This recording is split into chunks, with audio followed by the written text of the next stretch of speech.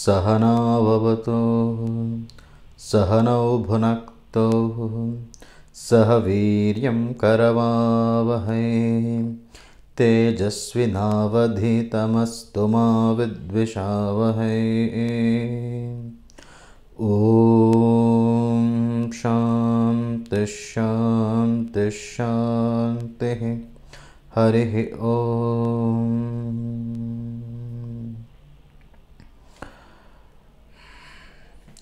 ಎಲ್ಲರಿಗೂ ನಮಸ್ಕಾರ. 25 ತರಗತಿಗಳನ್ನು ನಾವು ಕಂಪ್ಲೀಟ್ ಮಾಡಿ ಇವತ್ತು 26ನೇ ತರಗತಿಗೆ ಕಾಲಿಡ್ತಾ ಇದ್ದೀವಿ. ನಾವು ಸ್ವಾಮಿ ವಿವೇಕಾನಂದರ ಬೋಧನೆಗಳನ್ನು ತಗೊಂಡು ಡಿಸ್ಕಸ್ ಮಾಡ್ತಾ ಇದ್ದೀವಿ. ನಾನು ತಗೊಂಡಿರೋ ಪುಸ್ತಕ ಬಿ ಒನ್ ವಿತ್ ಗಾಡ್. ಇದರಲ್ಲಿ 2ನೇ ಅಧ್ಯಾಯ. ಅದರಲ್ಲಿ ಈಗ 62ನೇ ಅಂಶದಿಂದ ಮುಂದಕ್ಕೆ ಹೋಗೋಣ. ಇಲ್ಲಿ ಸ್ವಾಮೀಜಿ ಹೇಳ್ತಾರೆ, the success of your undertakings depends wholly upon your mutual love. There is no good in store so long as malice and jealousy and egotism will prevail ಅಂತ ಹೇಳಿ. ಒಂದು ಸಂಸ್ಥೆಗಳನ್ನು ಮಾಡಿದಾಗ 4 ಜನ ಒಟ್ಟಿಗೆ ಕೂಡಿ ಒಂದು ಕೆಲಸವನ್ನು ಮಾಡಬೇಕು ಅಂತ ಬಂದಾಗ ಅಂಥ ಕೆಲಸಗಳು ಯಶಸ್ವಿಯಾಗಿ ಆಗಬೇಕು ಅಂತ ಹೇಳಿದ್ರೆ ಪರಸ್ಪರ ಪ್ರೀತಿ ಮತ್ತು ನಂಬಿಕೆ ಇರಬೇಕು ಅಂತ ಹೇಳಿ. ಎಲ್ಲಿ ತನಕ ನಮ್ಮಲ್ಲಿ ದ್ವೇಷ, ಅಸೂಯೆ, ಅಹಂಕಾರ ಇರುತ್ತೋ ಅಂತಹ ಸಂಸ್ಥೆಗಳಲ್ಲಿ, ಸಂಘಟನೆಗಳಲ್ಲಿ ಯಾವುದೇ ರೀತಿಯ ಒಳ್ಳೆಯ ಕೆಲಸನೂ ಆಗೋದಿಲ್ಲ ಅಂತ ಹೇಳಿ. ಆಮೇಲೆ ಹೇಳಿದರೆ, the less help from men the more from the lord ಅಂತ ಹೇಳಿ. ಅಂದರೆ ನಮಗೆ ಈ ಜಗತ್ತಿನಲ್ಲಿ ಸಹಾಯ ಬೇಕಾದರೆ ಹೆಚ್ಚು ಸಹಾಯ ನಮಗೆ ಭಗವಂತನಿಂದ ಬರಲಿ, ಮನುಷ್ಯರಿಂದ ನಮಗೆ ಸಹಾಯ ಕಮ್ಮಿ ಬರಲಿ ಅಂತ ಹೇಳಿ. ಮನುಷ್ಯರಿಂದ ಸಹಾಯ ಬಂತು ಅಂತ ಹೇಳಿದ್ರೆ ನಾವು ಅವ್ರಿಗೆ ಋಣಿ ಆಗ್ತೀವಿ, ಅವರ ಒಂದು ದಾಕ್ಷಿಣ್ಯಕ್ಕೂ ಒಳಗಾಗ್ತೀವಿ, ಮತ್ತು ನಾವು ಮುಕ್ತರಾಗಲಿಕ್ಕೆ ತುಂಬ ಕಷ್ಟ. ಅದಕ್ಕೆ ಸ್ವಾಮೀಜಿ ಹೇಳ್ತಾ ಇದ್ದಾರೆ, ಮನುಷ್ಯರ ಸಹಾಯ ನಮಗೆ ಕಡಿಮೆ ಆಗಲಿ, ಭಗವಂತನ ಸಹಾಯ ನಮ್ಮ ಕೆಲಸಕ್ಕೆ ಜಾಸ್ತಿ ಬರಲಿ, ನಮ್ಮ ಗಮನ ಆ ರೀತಿ ಇರಲಿ ಅಂತ ಹೇಳಿ. ಆಮೇಲೆ ಹೇಳ್ತಾರೆ, everything exists already in the self of all beings. He who asserts he is free shall be free. He who says he is bound he shall remain. To me, the thought of oneself as low and humble is a sin and ignorance ಅಂತ ಹೇಳಿ. ಇಲ್ಲಿ ಸ್ವಾಮೀಜಿ ಹೇಳ್ತಾರೆ, ಪ್ರತಿಯೊಂದು ಜೀವಿಯ ಅಂತರಾತ್ಮದಲ್ಲಿ ಎಲ್ಲವೂ ಆಗ್ಲೇ ಇದೆ. ಎಲ್ಲವೂ ಅಂತ ಹೇಳಿದ್ರೆ ಶಕ್ತಿ, ಸಾಮರ್ಥ್ಯ, ಪವಿತ್ರತೆ, ಪರಿಪೂರ್ಣತೆ ಎಲ್ಲ ಆಗ್ಲೇ ಪ್ರತಿಯೊಬ್ಬರಲ್ಲೂ ಕೂಡ ಇದೆ. ಯಾರು ಅದನ್ನು ಗುರುತಿಸ್ಬಿಟ್ಟು ನಾನು ಮುಕ್ತನಾಗಿದ್ದೀನಿ ಆಗ್ಲೇ ಅಂತ ಅಂದ್ಕೊಳ್ತಾನೋ ಅವನು ಮುಕ್ತನಾಗಿಬಿಡ್ತಾನೆ. ಯಾರು ನಾನು ಬಂಧನದಲ್ಲಿ ಇದ್ದೀನಿ ಅಂತ ಅಂದ್ಕೊಳ್ತಾನೋ ಅವನು ಬಂಧನದಲ್ಲೇ ಉಳ್ಕೊಳ್ತಾನೆ. ನಿಜವಾಗ್ಲೂ ನನಗೆ ನಮ್ಮನ್ನು ನಾವು ಕೀಳು ಅಂತ ಅಂದ್ಕೊಳ್ಳೋವಂಥದ್ದು, ನಮ್ಮ ಕೈಯಲ್ಲಿ ಆಗಲ್ಲ ಅಂತ ಅಂದ್ಕೊಳ್ಳೋದು, ಅದು ಒಂದು ಪಾಪ ಮತ್ತು ಅದು ಅಜ್ಞಾನ ಅಂತ ಹೇಳ್ತಾರೆ. ಸ್ವಾಮೀಜಿ ಯಾವಾಗಲೂ ಹೇಳ್ತಾ ಇದ್ದರು, ನಮ್ಮ ಕಷ್ಟಗಳಿಗೆಲ್ಲ, ನಮ್ಮ ದುಃಖಗಳಿಗೆಲ್ಲ ಮುಖ್ಯವಾದ ಕಾರಣ ಏನಪ್ಪ ಅಂತ ಹೇಳಿದ್ರೆ ನಮ್ಮ ಸ್ವಸ್ವರೂಪದ ಒಂದು ಪರಿಚಯ ನಮಗೆ ಇಲ್ಲದೆ ಇರುವಂಥದ್ದು ಅಂತ ಹೇಳಿ. ಅದಕ್ಕೆ ಸ್ವಾಮೀಜಿ ಹೇಳ್ತಾರೆ, ಒಬ್ಬ ವ್ಯಕ್ತಿ ಅವನು ದೀನ ಅಂತ ಅಂದ್ಕೊಳ್ತಾನೆ ಅಂತ ಹೇಳಿದ್ರೆ ಅವನಿಗೆ ನಿಜವಾಗಲೂ ಅವನ ಒಂದು ಸ್ವಸ್ವರೂಪ ಏನಿದೆ ಅದರ ಅರಿವು ಅವನಿಗಿಲ್ಲ ಅಂತ ಹೇಳಿ. ಆ ರೀತಿ ಅಂದ್ಕೊಳ್ಳೋವಂಥದ್ದು, ನನ್ನ ಕೈಲಾಗಲ್ಲ, ನಾನು ದೀನ ಅಂತ ಅಂದ್ಕೊಳ್ಳೋವಂಥದ್ದು ಅದು ಒಂದು ಪಾಪ ಮತ್ತು ಅದು ಅಜ್ಞಾನ ಅಂತ ವಿವೇಕಾನಂದರ ಒಂದು ಅಭಿಪ್ರಾಯ. ಮತ್ತು ಅವ್ರು ಯಾವಾಗಲೂ ಸ್ಟ್ರೆಸ್ ಮಾಡಿ ಹೇಳ್ತಾ ಇದ್ದಿದ್ದೇನಪ್ಪ ಅಂತ ಹೇಳಿದ್ರೆ ಎಲ್ಲ ಶಕ್ತಿ, ಸಾಮರ್ಥ್ಯ ಎಲ್ಲ ನಮ್ಮೊಳಗಡೆ ಆಗ್ಲೇ ಅಂತರ್ಗತವಾಗಿದೆ ಅಂತ ಅಂದ್ಬಿಟ್ಟು. ಯಾರು ಅದನ್ನು ಗುರುತಿಸಿ ಆಚೆ ಕರೀತಾನೋ ಆ ವ್ಯಕ್ತಿ ಮಹಾಪುರುಷನಾಗ್ತಾನೆ ಅಂತ ಅವರು ಮತ್ತೆ ಮತ್ತೆ ನಮಗೆ ಹೇಳ್ತಾರೆ. ಆಮೇಲೆ ಹೇಳ್ತಾರೆ, if one has got power one must manifest it in action ಅಂತ ಹೇಳಿ. ನಿಮ್ಮಲ್ಲಿ ಶಕ್ತಿ ಏನಿದೆ ಅದನ್ನು ನೀವು ವ್ಯಕ್ತಗೊಳಿಸಬೇಕು ಕಾರ್ಯದಲ್ಲಿ ಅಂತ ಅಂದ್ಬಿಟ್ಟು. ತುಂಬ ಜನಕ್ಕೆ ಶಕ್ತಿ ಇರುತ್ತೆ, ಅವ್ರಿಗೂ ಒಂದು ಗೊತ್ತೂ ಇರುತ್ತೆ ಶಕ್ತಿ ಇದೆ ಅಂತ ಹೇಳಿ, ಆದರೆ ಅದನ್ನು ವ್ಯಕ್ತಗೊಳಿಸ್ಲಿಕ್ಕೆ ಅವರು ಪ್ರಯತ್ನ ಮಾಡ್ತಾ ಇರೋದಿಲ್ಲ. ಸೊ ಸ್ವಾಮೀಜಿ ಹೇಳ್ತಾ ಇದ್ದಾರೆ, ನಿಮ್ಮಲ್ಲಿ ಶಕ್ತಿ ಏನಿದೆ ಅದನ್ನು ವ್ಯಕ್ತಗೊಳಿಸಿ ಅಂತ ಹೇಳಿ, ಏನಾದರೂ ಕೆಲಸವನ್ನು ಮಾಡಿ ಅಂತ ಹೇಳಿ. ಆಮೇಲೆ ಹೇಳ್ತಾರೆ, I do a little bit of work when I feel so disposed and then let it go to the dogs. This kind of work is of no avail. We must have plodding industry and perseverance ಅಂತ ಹೇಳಿ. ನಮ್ಮ ಸಾಕಷ್ಟು ಜನಕ್ಕೆ ಈ ಒಂದು ಸಮಸ್ಯೆ ಇದೆ. ಕೆಲವು ಸಲ ಮನಸ್ಸು ಬರುತ್ತೆ ನಮಗೆ ಏನಾದ್ರು ಕೆಲಸ ಮಾಡಬೇಕು ಅಂತ ಹೇಳಿ, ಕೈ ಹಾಕಿಬಿಡ್ತೀವಿ. ಎಲ್ಲಿ ತನಕ ಒಂದು ಪ್ರೇರಣೆ ಇರುತ್ತೋ ನಮಗೆ ಆ ಕೆಲಸವನ್ನು ಮಾಡಬೇಕು ಅಂತ ಹೇಳಿ, ಅಷ್ಟು ದಿನ ನಾವು ಆ ಕೆಲಸವನ್ನು ಮಾಡ್ತೀವಿ. ಆಮೇಲೆ ಅದು ಏನಾದರೂ ಆಗಲಿ ಪರವಾಗಿಲ್ಲ, ಕೆಲಸ ಹಾಳಾಗಾದರೂ ಹೋಗಲಿ ಅಂತ ಅಂದ್ಬಿಟ್ಟು ಅದ್ರ ಕಡೆ ಗಮನನೇ ಹರಿಸೋದಿಲ್ಲ ನಾವು. ಈ ರೀತಿ ಮಾಡಿದ್ರೆ ಏನು ಪ್ರಯೋಜನ ಆಗೋದಿಲ್ಲ, ಯಾವ ಕೆಲಸನೂ ಈ ರೀತಿ ಆಗೋದಿಲ್ಲ. ನಾವು ಸತತವಾಗಿ ಕೆಲಸವನ್ನು ಮಾಡ್ತಾ ಹೋಗಬೇಕು, ಅದನ್ನು ಕೈ ಚೆಲ್ಲಬಾರ್ದು. ಯಾವ ಕೆಲಸ ತೊಗೊಂಡಿರ್ತೀವಿ ಅದನ್ನು ಅವ್ರು ಯಾವಾಗಲೂ ಹೇಳ್ತಾಯಿದ್ರು, ಒಂದು ಲಾಜಿಕಲ್ ಕನ್ಕ್ಲೂಷನ್ ಅಂದರೆ ಒಂದು ತಾತ್ವಿಕವಾದ ಒಂದು ಕೊನೆಯನ್ನು ನಾವು ಅದಕ್ಕೆ ಮುಟ್ಟಿಸ್ಬೇಕು ಅಂತ ಅಂದ್ಬಿಟ್ಟು. ಯಾವ ಕೆಲಸವನ್ನು ಕೂಡ ನಾವು ಅರ್ಧಂಬರ್ಧ ಬಿಡಬಾರ್ದು ಅಂತ ಹೇಳಿ. ಮತ್ತು ಮನಸ್ಸು ಬಂದಂಗೆ ಕೆಲಸ ಮಾಡುವಂಥದ್ದಲ್ಲ, ನಾವು ಯಾವ ಕೆಲಸವನ್ನು ಸ್ವೀಕಾರ ಮಾಡಿರ್ತೀವಿ ಮಾಡಬೇಕಂತ ಹೇಳಿ ಅದನ್ನು ಸಂಪೂರ್ಣವಾಗಿ ಮಾಡಬೇಕು. ಆಮೇಲೆ ಹೇಳ್ತಾರೆ, bear with every one's shortcomings, forgive offences by the million, and if you love all unselfishly all will by degrees come to love one another. As soon as they fully understand that the interests of one depends upon those of others, every one of them will give up jealousy ಅಂತ ಹೇಳಿ.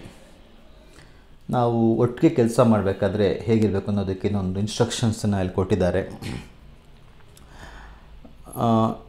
ಈ ಪ್ರತಿಯೊಬ್ಬರದ್ದು ಒಂದು ಲೋಪದೋಷ ಇರುತ್ತೆ. ನಾವು 4 ಜನಗಳ ಜೊತೆ ಇದ್ದಾಗ, ಮನೆಯಲ್ಲಾಗಲಿ ಸಂಸ್ಥೆಗಳಲ್ಲಾಗಲಿ ತಪ್ಪುಗಳನ್ನು ಎಲ್ಲರೂ ಮಾಡ್ತಾರೆ. ಅದಕ್ಕೆ ಸ್ವಾಮೀಜಿ ಹೇಳ್ತಾ ಇದ್ದಾರೆ, ಅದನ್ನು ಸಹಿಸ್ಕೊಳ್ಳಿ ಅಂತ ಅಂದ್ಬಿಟ್ಟು. ಆಮೇಲೆ ತಪ್ಪುಗಳನ್ನ ನೀವು 1,00,000 ತಪ್ಪಾದರೂ ಪರವಾಗಿಲ್ಲ, ಅದನ್ನು ಕ್ಷಮಿಸಿ ಅಂಥೇಳಿ. ಆಮೇಲೆ ನೀವು ಎಲ್ಲರನ್ನು ನಿಸ್ವಾರ್ಥವಾಗಿ ಪ್ರೀತಿ ಮಾಡಿದ್ರೆ ಪ್ರತಿಯೊಬ್ಬರು ಕೂಡ ಆಮೇಲೆ ಅವರನ್ನು ಯಾರ್ಯಾರು ಇರ್ತಾರೆ ಎಲ್ಲರೂ ಕೂಡ ಪರಸ್ಪರ ಪ್ರೀತಿ ಮಾಡಲಿಕ್ಕೆ ಶುರು ಮಾಡ್ತಾರೆ. ಯಾವಾಗ ಅವ್ರಿಗೆ ಅರ್ಥ ಆಗುತ್ತೋ, ಅಂದರೆ ಒಂದು ಸಂಸ್ಥೆಯಲ್ಲಿದ್ದಾಗ ಒಬ್ಬಂಗೆ ಒಳ್ಳೆಯದಾದರೆ ಇನ್ನು ಸಂಸ್ಥೆಗೂ ಒಳ್ಳೆಯದಾಗುತ್ತೆ, ಪ್ರತಿಯೊಬ್ಬರಿಗೂ ಒಳ್ಳೆಯದಾಗುತ್ತೆ ಅಂತ ಹೇಳಿ. ಸೊ ಈ ರೀತಿ ಯಾವಾಗ ಅವ್ರಿಗೆ ಅರ್ಥ ಆಗುತ್ತೋ ಆಗ ಪ್ರತಿಯೊಬ್ಬರು ಕೂಡ ಒಂದು ಅಸೂಯೆ ಸ್ವಾರ್ಥವನ್ನು ಬಿಡ್ತಾರೆ ಅಂತ ಹೇಳಿಬಿಟ್ಟು ಸ್ವಾಮೀಜಿಯಲ್ಲಿ ತುಂಬ ಒಂದು ಪ್ರಾಕ್ಟಿಕಲ್ ಗೈಡೆನ್ಸ್ ಕೊಡ್ತಾ ಇದ್ದಾರೆ. ಎಲ್ಲರ ಒಂದು ಲೋಪದೋಷಗಳನ್ನು ಸಹಿಸ್ಕೊಳ್ಳಿ.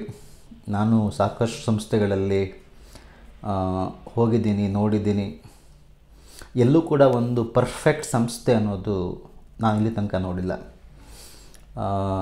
ತುಂಬ ಯಾರನ್ನು ನಾವು ತುಂಬ ಗೌರವಿಸ್ತೀವಿ, ಒಂದು ಸಂಸ್ಥೆನ ನಾವು ಏನನ್ನು ತುಂಬ ಗೌರವಿಸ್ತೀವಿ, ಅಲ್ಲೂ ಕೂಡ ಅಲ್ಲಿ ಯಾವ ಸದಸ್ಯರು ಇರ್ತಾರೆ ಲೋಪದೋಷಗಳನ್ನು ಅವರು ಮಾಡ್ತಾರೆ, ಅವರು ಏನು ಪರಿಪೂರ್ಣತೆಯನ್ನು ಪಡ್ಕೊಂಡಿರೋದಿಲ್ಲ. ಅದೇ ಥರ ನಾವು ನಮ್ಮ ಮನೆಗೆ ಬಂದರೆ ಮನೆಗಳಲ್ಲೂ ಕೂಡ ಸಾಕಷ್ಟು ನಮಗೆ ವೈಮನಸ್ಯ ಉಂಟಾಗ್ತಾ ಇರುತ್ತೆ. ಮತ್ತು 4 ಜನ ಫ್ರೆಂಡ್ಸ್ ಬಂದರೂ ಕೂಡ ಅವರಲ್ಲೂ ಕೂಡ ಒಂದು ವೈಮನಸ್ಯ ಉಂಟಾಗ್ತಾ ಇರುತ್ತೆ. ಸೊ ಸ್ವಾಮೀಜಿ ಹೇಳ್ತಾ ಇದ್ದಾರೆ, ಈ ಒಂದು ಲೋಪದೋಷಗಳನ್ನು ಸಹಿಸ್ಕೊಳ್ಳಿ. ತಪ್ಪು ಮಾಡಿದಾಗ ಜನಗಳು ಅದನ್ನು ಕೂಡ ಕ್ಷಮಿಸಿ, ಎಲ್ಲರನ್ನೂ ನಿಸ್ವಾರ್ಥವಾಗಿ ಪ್ರೀತಿ ಮಾಡಿ.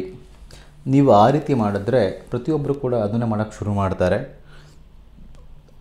ಯಾವಾಗ ಅವ್ರಿಗೆ ಅರ್ಥ ಆಗುತ್ತೋ ಒಬ್ರಿಗೆ ಒಳ್ಳೆಯದಾದರೆ ಎಲ್ಲರಿಗೂ ಒಳ್ಳೆಯದಾಗುತ್ತೆ ಅಂತ ಹೇಳಿ ಆವಾಗ ಅವರು ಅಸೂಯೆಯನ್ನು ಬಿಡ್ತಾರೆ ಅಂತ ಹೇಳಿ. ಸಾಕಷ್ಟು ಸಂಸ್ಥೆಗಳಲ್ಲಿ ಒಂದು 4-5 ಜನ ಕೆಲಸ ಮಾಡ್ತಾಯಿದ್ರು ಕೂಡ ಒಬ್ಬರು ಕಂಡ್ರೆ ಒಬ್ರಿಗೆ ಆಗೋದಿಲ್ಲ, ಅಷ್ಟು ಜಲಸಿ ಬಂದುಬಿಡುತ್ತೆ. ಸೊ ಇದಕ್ಕೆಲ್ಲ ಒಂದು ಸೊಲ್ಯೂಷನ್ ಸ್ವಾಮೀಜಿ ಕೊಡ್ತಾ ಇದ್ದಾರೆ ಇಲ್ಲಿ. ಇದನ್ನು ಕಾರ್ಪೊರೇಟ್ಗಳಿಗೆ ನಾವು ಅಪ್ಲೈ ಮಾಡ್ಬೋದು, ಒಂದು ಸ್ವಯಂ ಸೇವಾ ಸಂಸ್ಥೆಗಳಿಗೆ ಅಪ್ಲೈ ಮಾಡ್ಬೋದು, ಫ್ಯಾಮಿಲಿಗಳಿಗೆ ಅಪ್ಲೈ ಮಾಡ್ಬೋದು, ಸಣ್ಣ ಪುಟ್ಟ ಬಿಸ್ನೆಸ್ಗಳಿಗೆ ಅಪ್ಲೈ ಮಾಡ್ಬೋದು, ಒಂದು ಸಣ್ಣ ಪುಟ್ಟ ಫ್ರೆಂಡ್ಸ್ ಗ್ರೂಪ್ಗೂ ನಾವು ಅಪ್ಲೈ ಮಾಡ್ಬೋದು. ಸೊ ನಾವು ಹೇಗೆ ಸಂಘ ಜೀವನವನ್ನು ನಡೆಸಬೇಕು ಅನ್ನೋದನ್ನು ಇಲ್ಲಿ ಸ್ವಾಮೀಜಿ ಹೇಳ್ತಾ ಇದ್ದಾರೆ. ಆಮೇಲೆ ಹೇಳ್ತಾರೆ, to do something conjointly is not in our very national character. Therefore, you must try to inaugurate that spirit with the utmost care and wait patiently ಅಂತ ಹೇಳಿ. ಒಟ್ಟಿಗೆ ಸೇರಿ ಕೆಲಸ ಮಾಡುವಂಥದ್ದು ನಮ್ಮ ಒಂದು ರಾಷ್ಟ್ರದ ಸ್ವಭಾವದಲ್ಲೇ ಇಲ್ಲ ಅಂದರೆ ಸ್ವಾಮೀಜಿ ತುಂಬ ಹಿಂದೆ ಹೇಳಿದ್ದು ಮಾತಿದು. ಯಾವಾಗ ನಾವು ಗುಲಾಮಗಿರಿಯಿಂದ ನರಳುತ್ತಾ ಇದ್ವಿ ಮತ್ತು ನಮ್ಮ ದೇಶದವರೇ ಯಾರಾದರೂ ಮುಂದೆ ಹೋಗ್ತಾ ಇದ್ರೆ ನಾವು ಅವ್ರ ಕಾಲನ್ನು ಎಳೀತಾ ಇದ್ದಂತಹ ಒಂದು ಕಾಲ ಇತ್ತು ಮೊದಲು. ಸ್ವಾಮೀಜಿ ಹೇಳ್ತಾ ಇದ್ದಾರೆ, ಒಟ್ಟಿಗೆ ಸೇರಿ ಕೆಲಸ ಮಾಡುವಂಥದ್ದು ನಮ್ಮ ರಕ್ತದಲ್ಲೇ ಬಂದಿಲ್ಲ. ಆದ್ದರಿಂದ ನಾವು ಅದನ್ನು ತುಂಬ ತಾಳ್ಮೆಯಿಂದ ಪ್ರಯತ್ನಪಟ್ಟು ಆ ಒಂದು ಗುಣವನ್ನು ರೂಢಿಸ್ಕೋಬೇಕು. ನಾವು ತಾಳ್ಮೆಯಿಂದ ಅದಕ್ಕೆ ಕಾಯಬೇಕು, ತುಂಬ ಎಚ್ಚರಿಕೆಯಿಂದ ಅದನ್ನು ಮಾಡಬೇಕು. ಆ ಒಂದು ಕೆಲಸವನ್ನು ಅಂದರೆ ಒಟ್ಟಿಗೆ ಸೇರಿ ಕೆಲಸ ಮಾಡೋದನ್ನು ನಾವು ಕಲಿಬೇಕು ಅಂತ ಹೇಳಿಬಿಟ್ರು. ಆಮೇಲೆ ಹೇಳ್ತಾರೆ, steady every great work is done slowly. ಸ್ಥಿರವಾಗಿರಿ, ಪ್ರತಿಯೊಂದು ಮಹಾಕಾರ್ಯ ಕೂಡ ನಿಧಾನವಾಗಿ ಆಗುವಂಥದ್ದು ಅಂತ ಹೇಳಿಬಿಟ್ಟು. ಆಮೇಲೆ ಹೇಳ್ತಾರೆ, even if you are at your last breath be not afraid, work on with the intrepidity of a lion but at the same time with the tenderness of a flower ಅಂತ ಹೇಳಿ. ನೀವು ನಿಮ್ಮ ಕೊನೆಯ ಉಸಿರಿನಲ್ಲಿ ಇದ್ದರೂ ಕೂಡ ನೀವು ಭಯ ಪಡಬೇಡಿ. ಒಂದು ಸಿಂಹ ಹೇಗೆ ಸಾಹಸಯುಕ್ತವಾಗಿ ಕೆಲಸ ಮಾಡುತ್ತೋ ಅಂದರೆ ಆ ಒಂದು ನಿರ್ಭೀತಿಯಿಂದ ಇರುತ್ತೋ, ನೀವು ಆ ರೀತಿ ನಿರ್ಭೀತಿಯಿಂದ ಇರಿ. ಜೊತೆಗೆ ಒಂದು ಹೂವು ಹೇಗೆ ಅದು ಮೃದುವಾಗಿರುತ್ತೋ ಆ ರೀತಿ ಕೂಡ ನೀವು ಇರಬೇಕು ಅಂತ ಹೇಳಿಬಿಟ್ಟು. ಅಂದರೆ ಎರಡೂ ಒಂದು ಕ್ಯಾರೆಕ್ಟರಿಸ್ಟಿಕ್ಸ್ ನಮ್ಮಲ್ಲಿರಬೇಕು. ಸಿಂಹದಷ್ಟು ಸಾಹಸ ಇರಬೇಕು, ಅದೇ ರೀತಿ ಒಂದು ಹೂವಿನಷ್ಟು ಮೃದುವಾದ ಒಂದು ಸ್ವಭಾವ ಕೂಡ ನಮ್ಮದಾಗಿರಬೇಕು ಅಂತ ಹೇಳಿ. ಮತ್ತು ನಾವು ನಮ್ಮ ಕೊನೆಯ ಉಸಿರು ತಗೊಳ್ತಾ ಇದ್ರೂ ಕೂಡ ನಾವು ಭಯ ಪಡಬಾರದು ಅಂತ ಹೇಳಿ. ಆಮೇಲೆ ಹೇಳ್ತಾರೆ, you are all of infinite strength. How long does it take you to keep off petty jealousy or egoistic ideas? The moment such propensity comes, resign yourselves to the Lord. Just make over your body and mind to his work and all troubles will be at an end for ever ಅಂತ ಹೇಳಿ. ನಿಮ್ಮಲ್ಲೆಲ್ಲ ಅನಂತವಾದ ಶಕ್ತಿ ಇದೆ. ಈಗಿರಬೇಕಾದಾಗ ನಿಮ್ಮ ಸಣ್ಣ ಪುಟ್ಟ ಅಸೂಯೆಗಳನ್ನು, ಅಹಂಕಾರವನ್ನು ಬಿಡೋಕ್ಕೆ ನಿಮಗೆ ಎಷ್ಟು ಸಮಯ ಬೇಕು? ನಿಮ್ಗೆ ಯಾವಾಗಲಾದ್ರೂ ಆ ರೀತಿ ಒಂದು ಅಹಂಕಾರ ಅದ ಒಂದು ಮೇಲೆ ಬಂದಾಗ ನೀವು ಭಗವಂತನಿಗೆ ಶರಣಾಗಿ ನಿಮ್ಮ ದೇಹ ಮತ್ತು ಮನಸ್ಸನ್ನು ಆ ಭಗವಂತನ ಕೆಲಸಕ್ಕೆ ನೀವು ಸಮರ್ಪಣೆ ಮಾಡಿ, ಆವಾಗ ನಿಮ್ಮ ಎಲ್ಲ ಸಮಸ್ಯೆಗಳು ಕೊನೆಗಾಣುತ್ತೆ ಅಂತ ಹೇಳಿಬಿಟ್ಟು. ಆಮೇಲೆ ಹೇಳ್ತಾರೆ, no great work can be achieved by humbug. It is through love, a passion for truth and tremendous energy that all undertakings are accomplished ಅಂತ ಹೇಳಿ. ಯಾವುದೇ ಒಂದು ಮಹತ್ ಕಾರ್ಯ ಕೂಡ ನಾವು ಮೋಸ ಮಾಡಲಿಕ್ಕೆ ಆಗೋದಿಲ್ಲ. ಅದನ್ನು ಒಂದು ಮಹತ್ ಕಾರ್ಯವನ್ನು ಮಾಡಬೇಕು ಅಂತ ಹೇಳಿದ್ರೆ ಪ್ರೀತಿ ಇರಬೇಕು, ಸತ್ಯವನ್ನು ಪಡಿಬೇಕು ಅನ್ನೋ ಒಂದು ಉತ್ಕಟವಾದ ಒಂದು ಇಚ್ಛೆ ಇರಬೇಕು, ಮತ್ತು ಸಾಕಷ್ಟು ಶಕ್ತಿ ನಮ್ಮಲ್ಲಿರಬೇಕು. ಆವಾಗ ನಾವು ಮಹತ್ ಕಾರ್ಯಗಳನ್ನು ಸಾಧಿಸಬಹುದು ಅಂತ ಹೇಳಿ. ಅಂದರೆ ತುಂಬ ಪ್ರಾಕ್ಟಿಕಲ್ ಆಗಿ ಹೇಳ್ತಾರೋ ವಿಷಯ ಸ್ವಾಮೀಜಿ ಇದು. ಎಷ್ಟೊಂದು ಸಲ ನಾವು ದೊಡ್ಡದಾಗೇನೋ ಮಾಡಬೇಕು ಅಂತ ಅಂದ್ಬಿಟ್ಟು ಶಾರ್ಟ್ಕಟ್ ತೊಗೊಳಕ್ಕೆ ಹೋಗ್ತೀವಿ, ಅದನ್ನೇ ಹಂಬಗ್ ಅಂತ ಹೇಳ್ತಾರೆ.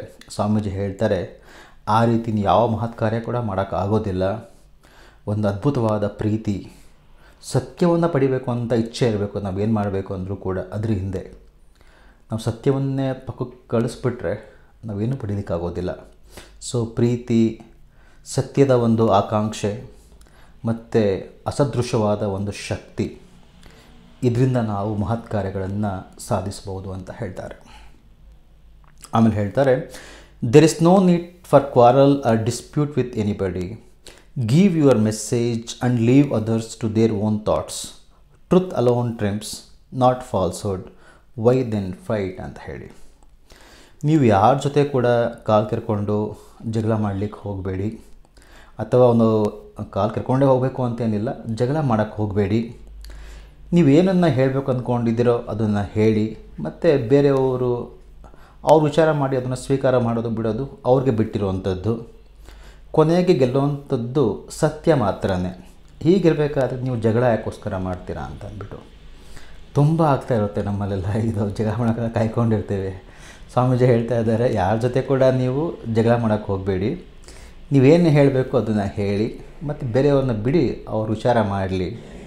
ಅವರ ಒಂದು ಆಲೋಚನಾ ಲಹರಿ ಏನಿದೆ, ಅವರ ಒಂದು ಬುದ್ಧಿವಂತಿಕೆ ಮತ್ತು ಒಂದು ವಿಷಯವನ್ನು ಇಂಟರ್ಪ್ರಿಟೇಷನ್ ಮಾಡೋ ರೀತಿ ಏನಿದೆ ಅದನ್ನು ನೋಡಿಕೊಂಡು ಅವರು ಡಿಸೈಡ್ ಮಾಡಲಿ. ಅದನ್ನು ಕೊನೆಗೆ ಸತ್ಯನೇ ಗೆಲ್ಲುವಂಥದ್ದು.